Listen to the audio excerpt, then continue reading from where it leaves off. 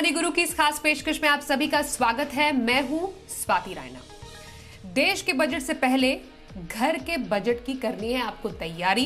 1 फरवरी को तो देश का बजट आएगा, लेकिन आपको 1 फरवरी तक का इंतजार करने की जरूरत नहीं है। अगर आपको अपने घर का बजट बनाना है तो आप अभी से उसकी शुरुआत कर सकते हैं, जिससे कि बचत और निवेश का खाका आपके लिए सही तरीके से तैयार हो पाए और आप सही जगह निवेश करके अच्छी खासी पूंजी जुटा पाए। इसके अलावा आज हम बात करने वाले हैं फौजियों की फाइनेंशियल प्लानिंग की। गणतंत्र दिवस के इस अवसर पर हम खास तौर पर जो डिफेंस में है, जो आर्मी पर्सनल है, उनकी फाइनेंशियल प्लानिंग कैसे हो सकती है, कैसे होनी चाहिए, इस पर भी हम करेंगे खास चर्चा। और 2 खास मेहमान हमारे साथ हैं। सबसे पहले उनका परिचय करा देते हैं। हमारे साथ है कर्नल संजीव गोविला, रिटायर्ड है, सीईओ है हम फौजी इनिशिएटिव से। संजीव जी का शो में करते हैं स्वागत। और साथ ही हमारे साथ विरल भट्ट है, यह है फाउंडर मनी मंत्रा। विरल का भी स्वागत है आज के इस शो में। दोनों ही खास मेहमानों से इस शो में खास चर्चा को आगे बढ़ाएं, उससे पहले आज के शो में क्या है खास, जरा उस पर एक नजर डाल लेते हैं। आज हम शो में खास तौर पर जानेंगे कैसे करें घर का बजट तैयार, कैसे करें निवेश की तैयारी, बचत और खर्च का संतुलन कैसे बनाएं, और साथ ही फौजियों के लिए फाइनेंशियल प्लानिंग के मंत्र हम जानेंगे शो में आगे। तो क्योंकि हम बात कर रहे हैं यहां पर घर के बजट की, इसलिए सबसे पहले मैं विरल आप ही के पास आना चाहूंगी, क्योंकि आपसे हम आज के शो में जानना चाहते हैं कि देश के बजट का इंतजार तो हर कोई कर रहा है, क्योंकि उससे एक वाइडर रेंज जो लोगों का है वो इससे प्रभावित होगा। लेकिन हम शायद भूल जाते हैं कि उतना ही महत्वपूर्ण है घर का बजट भी बनाना और अपने पैसों को सही ढंग पर लगाना, बचत का, खर्चों का खाका तैयार करना। इसलिए सबसे पहले यही समझना मैं आपसे चाहती हूँ, बचत और निवेश बजट तैयार करने के लिए किन बातों का खास ख्याल रखना है? शुक्रिया स्वाति जी। सभी दर्शकों को गणतंत्र दिवस और रिपब्लिक डे की शुभकामनाएं। स्वाति जी, ये अभी यूनियन बजट भी आने वाला है, तो ये यूनियन बजट में हमेशा मेरा ये कहना है कि यूनियन बजट से पहले हमें हमारा जो पर्सनल बजट है, पर्सनल फाइनेंस का जो बजट है, वो सही तरीके से होना चाहिए। और गणतंत्र दिवस है, हमारा कॉन्स्टिट्यूशन 1950 में आया था और वो संविधान दिवस तरीके से हम मनाते हैं। तो क्यों ना ऐसा, मुझे लगा कि आज हम जो फाइनेंशियल कॉन्स्टिट्यूशन अगर कोई ऐसा व्यक्ति सोचता है कि उसको फाइनेंशियल कॉन्स्टिट्यूशन बनाना चाहिए, खुद का फाइनेंशियल का एक संविधान बनाना चाहिए, तो उसकी जो शुरुआत है, उसकी जो नींव में है, वो बजट से होनी चाहिए। तो बजट बहुत ही इंपॉर्टेंट होता है। बजट प्रिपेयर करना कोई भी फाइनेंशियल गोल को अचीव करने के लिए या फाइनेंशियल प्लानिंग के पॉइंट ऑफ व्यू से बहुत ही इंपॉर्टेंट है, सबसे महत्वपूर्ण है एज फार एज हम जब बजट के बारे में सोचते हैं। बिल्कुल, तो आपने एक अहमियत बता दी बजट तैयार करने की अहमियत क्या है। जिससे पहले मैं संजीव जी के पास जाऊं, सबसे पहले बचत और बजट ये हम समझना चाहते हैं आपसे। तैयारी किस मोर्चे पर करनी चाहिए, क्योंकि इतने सारे डॉक्यूमेंट्स होते हैं, इतने सारे हमारे पास जो दस्तावेज होते हैं, उनमें से कौन कौन से डॉक्यूमेंट्स हमें तैयार रखने चाहिए जब हम बैठे और समझे कि हाँ, हमें अपने घर के बजट की तैयारी करनी है?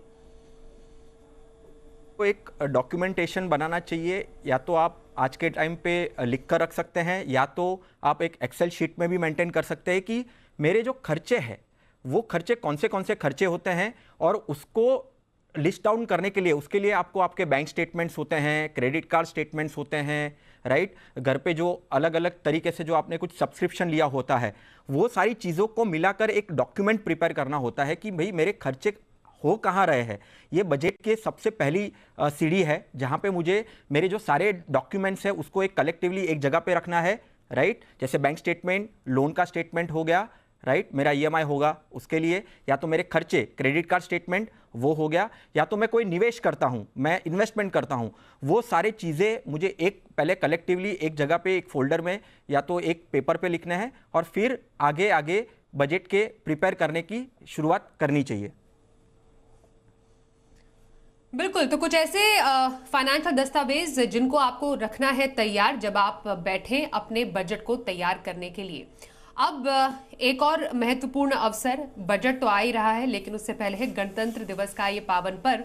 इसलिए संजीव जी, हम आपसे जानना चाहते हैं, और आपसे बेहतर शायद हमारे पास कोई गेस्ट नहीं होता ये समझाने के लिए और बताने के लिए कि एक फौजी की फाइनेंशियल प्लानिंग क्यों जरूरी है और कैसी चुनौतियां हैं जिसको ध्यान में रखते हुए एक फौजी को अपनी फाइनेंशियल प्लानिंग करनी चाहिए।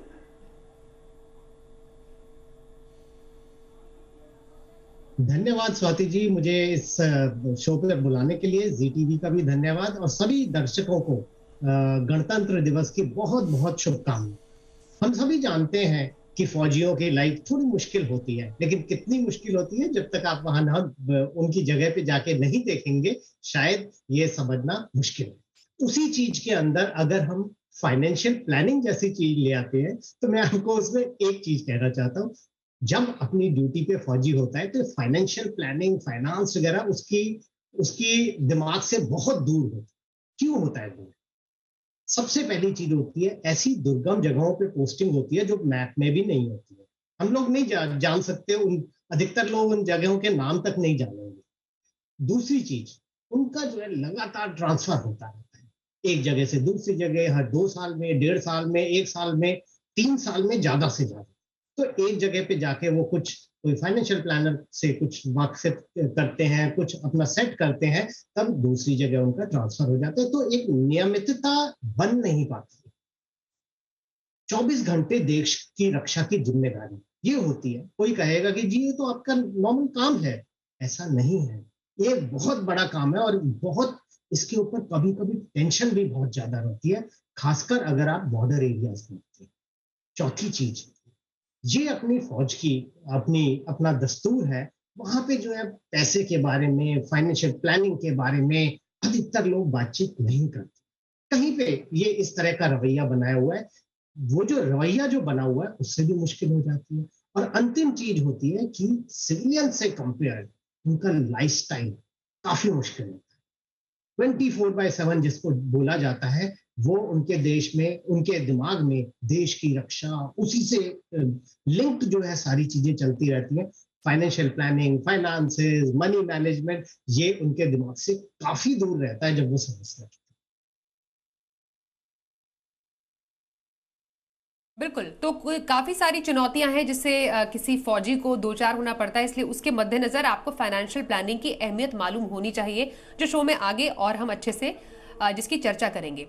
विरल, आपके पास अब आ रहे हैं, अब बचत और बजट पर एक बार फिर से आते हैं और आपसे समझना चाहते हैं कि अब जो एक अलग अलग सूत्र का प्लान होता है कि आप अपने बजट को कैसे बढ़ाएं आगे, कैसे उसको प्लान करें, तो उसमें सबसे पहला जो मंत्र है वो क्या है? पहले जो सबसे पहले है वो, जैसे आपने लिस्ट ऑफ डॉक्यूमेंट्स आपने कलेक्ट कर लीजिए, आपने देख लिया कि मेरे कौन से डॉक्यूमेंट्स हैं। अभी उसमें से आपको देखना है कि मेरी इनकम क्या आ रही है, कितनी इनकम मेरी मंथ वाइज मेरे अकाउंट में क्रेडिट हो रही है या मुझे मिल रही है, राइट। और जो सोर्सेस होते हैं इनकम के, डिफरेंट सोर्सेस होते हैं, उनको भी ध्यान में रखना चाहिए, राइट। अगर आप सैलरीड पर्सन हो, आपकी सैलरी आ रही है, वो आपकी सबसे बड़ी इनकम है। उसके अलावा आप अगर कुछ छोटा मोटा बिजनेस भी कर रहे हो तो उससे आता हुआ कोई ऐसा इनकम है, वो भी देखना चाहिए, राइट। आप कुछ इन्वेस्टमेंट्स कर रहे हो, वहाँ से कुछ ऐसी इनकम आ रही है, इंटरेस्ट आ रहा है या डिविडेंड आ रहा है, वो भी चीज़ देखनी चाहिए। तो डॉक्यूमेंट्स करने के बाद जो सेकंड स्टेप होता है वो कि आपका भाई इनकम कितना है, इनकम मेरे हाथ में कितना आ रहा है, वो उसका जो सेकंड स्टेप है वो बजट के टाइम सोचना चाहिए।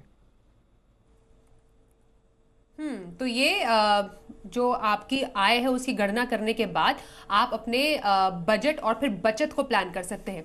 संजीव जी, क्योंकि फाइनेंशियल प्लानिंग की हम बात कर रहे हैं और काफ़ी हद तक जो फाइनेंशियल प्लानिंग का एक महत्वपूर्ण हिस्सा बजट बनाना भी होता है और बचत उसका एक मेन एक फैक्टर है, और उसके बाद हम निवेश की बात करते हैं। और जब हम फौजियों के निवेश की बात करते हैं तो आपने चुनौतियां ज़रूर बताई कि किस तरीके से एक फाइनेंशियल प्लानिंग की ज़रूरत एक फौजी को होती है। अब फौजियों की फाइनेंशियल प्लानिंग के निवेश मंत्र क्या है, ये मैं आपसे जानना चाहती हूं कि किन बातों का ख्याल रखते हुए फाइनेंशियल प्लानिंग की जानी चाहिए। ठीक है स्वाति जी, अगर मैं मंत्रों की बात करूं तो सबसे पहले जब फौजियों से अलग की बात करते हैं तो सबसे पहले हम कहते हैं इंश्योरेंस। अब एक ये बहुत अच्छी चीज है, गवर्नमेंट की तरफ से है, जिसके अंदर लाइफ इंश्योरेंस का एक अच्छा कवर और मेडिकल इंश्योरेंस ये फौजियों को मिल जाता है। तो अधिकतर फौजी लोग सोचते हैं बस हो गया जी मेरा इंश्योरेंस, तो मुझे और कुछ नहीं चाहिए। लेकिन 2-3 इंश्योरेंसेस होते हैं जो हर फौजी को लेने होते हैं।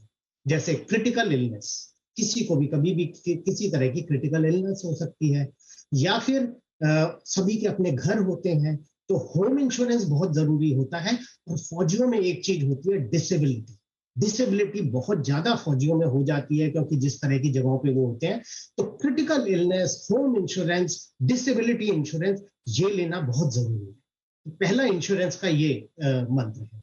दूसरा है कि अधिकतर फौजी बहुत जल्दी रिटायर होते हैं। आपको जानकर के आश्चर्य होगा कि फौजी जो है 35 साल की 36 साल की उम्र से रिटायर होना शुरू हो जाते हैं। जब बाकी लोग सोचते हैं अब मैं अपने जॉब के अंदर सेट हो रहा हूं, तब फौजी रिटायर होने लगते हैं। जवान ऑफिसर्स 54 साल की उम्र से रिटायर होने लगते हैं। इसलिए जरूरी है कि उनको बहुत जल्दी अपना निवेश शुरू करना चाहिए, क्योंकि वर्किंग लाइफ कम है।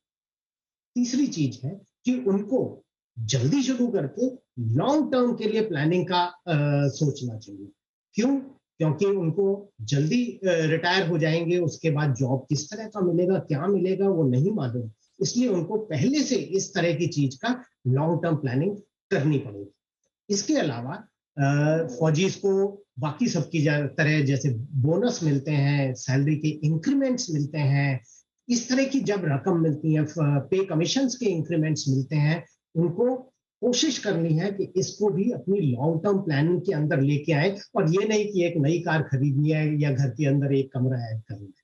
ये एक बहुत अच्छी प्लानिंग को आगे लेके चलेगा। अगर उनको अपनी सर्विस की मुश्किलों की वजह से प्लानिंग में किसी भी तरह में मुश्किल हो रही है, तो एक अच्छा फाइनेंशियल सलाहकार, फाइनेंशियल प्लानर उनको ढूंढना चाहिए, क्योंकि फाइनेंशियल प्लानर उनको कहीं भी हो वो दुनिया में वहां पे गाइड करता रहेगा।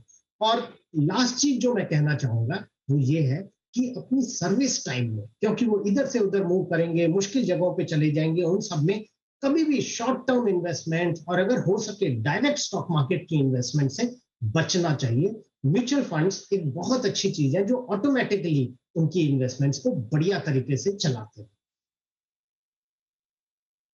जी, तो फौजी की फाइनेंशियल प्लानिंग के निवेश मंत्र संजीव जी से हमने समझे। अब जो घर का बजट है उसकी भी प्लानिंग की जो बात है आगे बढ़ाते हैं। विरल, आप बताइए, जब हम मंथली बजट की बात करते हैं तो किस तरीके से उसको मैनेज करना चाहिए किसी को? स्वाति जी, तभी एक्सपेंसेस बहुत ही क्रूशल होते हैं। मैं यहाँ पे तीसरा और मेरा जो चौथा पॉइंट है वो मैं थोड़ा सा यहाँ पे कॉम्बिनेशन करके मैं समझाने की कोशिश करूँगा कि आपको तो पहले समझना चाहिए कि भाई आपने देख ली कि आपकी इनकम कहाँ कहाँ से आ रही है, राइट? क्योंकि जनरली ऐसा देखा गया है कि एक्सपेंसेस ज़्यादा होते हैं और इनकम थोड़ी कम होती है। तो आपको डिटरमाइन करना पड़ेगा, आपको पहले लिस्ट बनाना पड़ेगा कि मेरे खर्चे कौन से हो रहे हैं।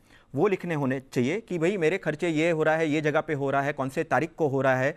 वो डेट वाइज आपको, जब भी आप मंथली का बजट बना रहे हो उसमें हमने इनकम देख ली, अभी एक्सपेंसेस देखना है कौन से एक्सपेंसेस हो रहा है। और वो एक्सपेंसेस में चौथा पॉइंट इंपॉर्टेंट है ये कि कौन से फिक्स्ड है और कौन से वेरिएबल है। यानी जो मेरे हमेशा वाले फिक्स अमाउंट वाले जो एक्सपेंसेस होते हैं उसको अलग एक बार कैलकुलेट करना है, और कभी कभी कोई कम ज़्यादा ऐसे एक्सपेंसेस हो सकते हैं। जैसे अगर मैं देखूँ रेंट एक ऐसा एक्सपेंस है जो फिक्स्ड होता है, हर महीने सेम अमाउंट मेरे अकाउंट से जा सकता है। बट वेरिएबल वाले भी एक्सपेंसेस होते हैं, जो मैं खाना खाने बाहर जाता हूँ, मैं एंटरटेनमेंट पे मेरे पैसे खर्च करता हूँ, राइट? कोई मैं सब्सक्रिप्शन मैंने ले लिया तो उसको हम फिक्स्ड में रख सकते हैं। बट अगर मैंने वो सब्सक्रिप्शन महीने का रखा, मैं जो पेमेंट दे रहा हूँ, तो वो शायद से वेरिएबल भी हो सकता है। तो ये जो खर्चे जो है वो खर्चे डिटरमाइन करना ना सबसे इंपॉर्टेंट एस्पेक्ट है जब हम बजट के बारे में सोचते हैं। बिल्कुल, तो मासिक बजट बनाने के साथ साथ जो आपके फिक्स्ड और वेरिएबल खर्चे हैं उनको आप मैनेज कर सकते हैं। फिक्स खर्चे तो फिक्स्ड है, इसलिए आपको उनका तो ख्याल रखना ही है मंथली बजट में। हाँ, वेरिएबल थोड़ा बहुत आप जरूरत के हिसाब से, समय के हिसाब से ऊपर नीचे कम ज्यादा कर सकते हैं। संजीव जी, अब क्योंकि आपने बताया कि क्या चुनौतियां हैं एक फौजी के सामने, फाइनेंशियल प्लानिंग उनके लिए जरूरी क्यों है, साथ ही आपने बताया कि क्या निवेश मंत्र है, किन बातों का ख्याल रखते हुए फाइनेंशियल प्लानिंग फौजी की होनी चाहिए। अब निवेश कहाँ किया जाए, कौन से ऐसे इन्वेस्टमेंट ऑप्शंस है जहां जो एक फौजी के लिए बिल्कुल मुफीद है?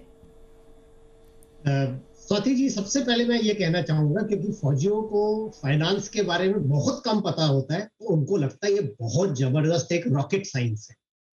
एक बहुत सिंपल सी चीज है, और कहीं भी इसे हमें कॉम्प्लिकेट करने की जरूरत होती है, नहीं हमें करना चाहिए। मैं बड़े सिंपल से, जैसे आपने पिछले उसमें क्वेश्चन में मंत्र बोला, मैं आपको फौजियों को बड़े सिंपल से मंत्र बताता हूँ। सबसे पहला, उनका एक प्रोविडेंट फंड होता है।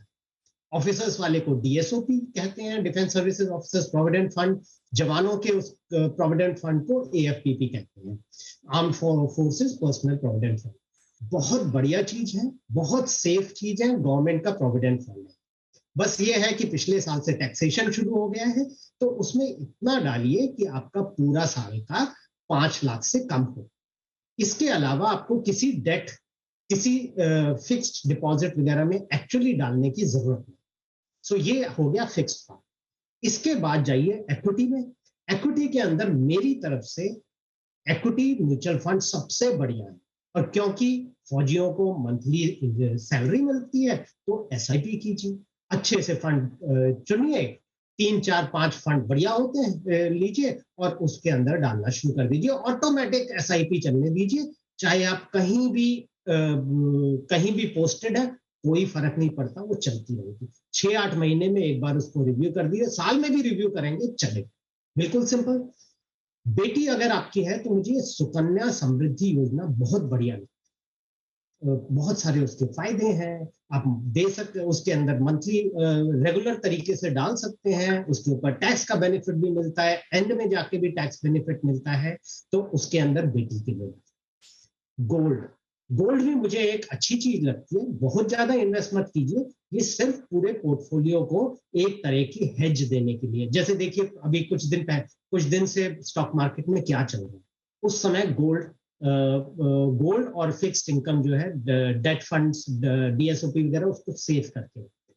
तो गोल्ड में भी छोटा सा डाल के रखिए, रेगुलरली चलते दीजिए। सॉवरेन गोल्ड बॉन्ड अच्छी है, नहीं करना चाहते हैं तो गोल्ड ईटीएफ या गोल्ड म्यूचुअल फंड है, उसके अंदर। और एक लास्ट चीज जो मैं कहना चाहूंगा इसके अंदर, बहुत सारे फौजी ये गलती करते हैं, एकदम से फौज के अंदर पहुंचे, अपने घर को खरीदना शुरू कर दे। क्या करेंगे उस घर का? इतना जल्दी घर खरीद के आप इतने लंबे टाइम बाद जो उस घर में रहने जाएंगे, ऐसे मत करिए। रिटायरमेंट से कुछ साल पहले घर खरीदिए, नए घर में जाइए जहां पे सेटल होना है, और उसके लिए पूरे अपनी जिंदगी पैसा इकट्ठा करते रहिए, ताकि लीज आपको लोन लेने, अगर लोन लेने की जरूरत है तो सिंपल से मंत्र, सिंपल तरीके से चलाइए, कभी भी आपको फाइनेंशियल फ्रीडम अटेन करने में मुश्किल नहीं। बिल्कुल संजीव जी, आपने बिल्कुल सही बोला कि किस तरीके से कहां पर निवेश करने से सबसे ज्यादा फायदा खासतौर पर उन लोगों को होगा जो कि डिफेंस में है। अब विरल, आपसे जानना चाहते हैं, जब हम घर का बजट बनाते हैं तो उसका क्या कोई फॉर्मूला है जिसको हमें ध्यान में रखने की जरूरत है? क्योंकि कई बार हमारी आय जो होती है उससे खर्चे ज्यादा हो जाते हैं, और जब ऐसा हो जाता है तभी बजट बिगड़ता है। तो ये समीकरण ना बिगड़े, उसके लिए कोई फॉर्मूला है? सही कहा स्वाति जी, यानी ये सबसे इम्पॉर्टेंट पॉइंट और एकदम क्रूशल पॉइंट है, जहाँ पे लोगों को सोचना चाहिए कि इसका फॉर्मूला क्या हो सकता है। मैंने इनकम देख लिया, मैंने एक्सपेंस भी कलेक्ट कर लीजिए, कितने हो रहे हैं, क्या हो रहा है, सब कुछ कर लिया, बट कितना होना चाहिए? जो कहता है ना कि एक्शन पॉइंट यहाँ पे काम आएगा कि आपको एक 50-30-20 ये एक रूल होता है बजट के। जब हम बजट के बारे में सोचते हैं, बजट बनाने के बारे में सोचते हैं, और एक्सपेंसेस के बारे में भी हम सोचते हैं। और यहाँ पे थोड़ा सा एक इम्पॉर्टेंट एस्पेक्ट है, अगर जैसे गोविला जी भी कह रहे थे कि आपको अगर नहीं जमता है तो आप वित्तीय सलाहकार की मदद ले सकते हैं। ये 50-30-20 क्या होता है कि 50 यानी मेरी जो 50% मेरा ओवरऑल जो इनकम एक्सपेंसेस का जो मैंने कैलकुलेशन करके रखा है, उसमें मेरी 50% को मैंने नीड के लिए मुझे करना है, यानी मेरी ज़रूरत है, उसको मैं अवॉइड कर ही नहीं सकता हूँ, मुझे करना ही है, करना ही पड़ेगा। वैसे वाले जो एक्सपेंसेस है वो उसको 50% में रखना चाहिए। 30% यानी मेरी वांट्स, मेरी ज़रूरत है, एकदम 100% मुझे ज़रूरत लगेगी कि नहीं वो मुझे पता नहीं है, बट ऐसी होगी कि ठीक है, मैं उसको 30% के पॉइंट ऑफ व्यू से 30% अलग रखकर मैं उसको प्लानिंग कर सकता हूं मेरे बजट के दौरान। और 20% जिसमें मेरा इन्वेस्टमेंट्स जाएगा और मेरे डेट्स जाएंगे, यानी मैंने कोई लाइबिलिटी ली होगी या मेरे कोई लोन होंगे। तो ये 50-30-20 का जो रूल है वो आप एप्लीकेबल कर सकते हो आपके ओवरऑल जब आप बजटिंग करने की सोच रहे हो। ये बहुत ही एक इंपॉर्टेंट एस्पेक्ट है और ये ध्यान रखना है हमें कि ये 50-30-20 यानी नीड, वांट और मेरे इन्वेस्टमेंट और डेट को कैसे मैं प्रॉपरली मैनेज करके, मैं एलोकेट करके मैं मेरा बजटिंग कर सकता हूं। बिल्कुल विरल, एक छोटा सा मुझे आपसे पॉइंट समझना है ये कि जो 50-30-20 आप कह रहे हैं उसमें 50 तो ऐसा है कि जरूरी खर्च आपको करने ही करने हैं अपने आय का 50%, लेकिन जो 30% है जिसको हम वेरिएबल खर्च भी कह सकते हैं, जो हमारी बेसिकली वांट्स होती है, वांट्स इसको इस तरीके से कह सकते हैं हमारी चाहत है जिस पर हम खर्च करते हैं, क्या इसको खर्च को जब हम मैनेज करते हैं तो इसमें कुछ उतार चढ़ाव हम कर सकते हैं, कुछ एडजस्टमेंट कर सकते हैं? अभी देखो, जैसे 50% वाला जो था उसमें तो आपका फिक्स्ड ही है, जैसे आपको रेंट है तो रेंट तो देना ही है, राइट, तो उसको आप अवॉइड नहीं कर सकते। ऐसे 50% में ऐसे खर्चे हैं जैसे अभी इसमें बहुत ही माइन्यूट चीज़ें भी आपको ध्यान में रखनी होगी, बट जैसे 30% जैसे चाहत है, अभी एंटरटेनमेंट, मैं मूवीज़ देखने जाता हूँ, मैं बाहर खाना खाने जाता हूँ, राइट, वो अगर मेरे, जैसे आपने शुरू में कहा ये पॉइंट को जब भी हम डिस्क्राइब कर रहे थे उसके पहले कि मेरी इनकम कम है और मेरे खर्चे ज़्यादा है, तो उसको बैलेंस बनाने के लिए ये फॉर्मूला काफ़ी काम आएगा कि भाई मेरे जो नीड वाले हैं उसको तो मैं अवॉइड नहीं कर सकता हूँ, राइट, वो तो फिक्स्ड वाले हैं, बट जो 30 वेरिएबल वाले हैं, राइट, उसको मैं वहाँ पे कम पर करके मैं मैनेज करने की कोशिश करूँगा, राइट। और ये जो 20% है, जो मैं कह रहा हूँ कि लाइबिलिटीज़, अगर आपके लाइफ में, आपके जीवन में लाइबिलिटीज़ को लाना ही पड़ेगा, आपके पास कोई ऑप्शन नहीं है, तो 20% को भी आपको फिक्स रखना पड़ेगा, उसको भी आप कुछ नहीं कर सकते।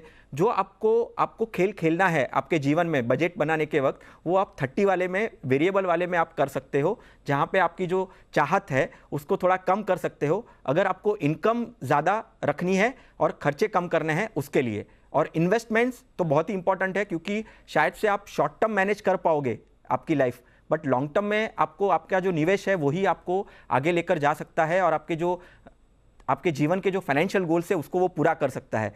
तो ये 50-30-20 में जो 30 वाला एस्पेक्ट है उसको थोड़ा सा हम बैलेंस करके कुछ कर सकते हैं, उसको जितना कम रख सकते हैं उतना करने की कोशिश करेंगे। बट ये 50-30-20 का रूल अगर अच्छी तरह से मैनेज करे तो काफ़ी अच्छी तरीके से बजटिंग और फाइनेंशियल प्लानिंग कर सकते हैं। बिल्कुल, तो फाइनेंशियल प्लानिंग फौजियों की और साथ ही फाइनेंशियल प्लानिंग आपके घर की, यानी घर का बजट, ये दोनों ही तैयारियां कैसे की जा सकती है, इस पर आज हमने चर्चा की। संजीव जी बहुत धन्यवाद आपका, और विरल आपका भी बहुत धन्यवाद हमारे साथ मनी गुरु में शामिल होने के लिए।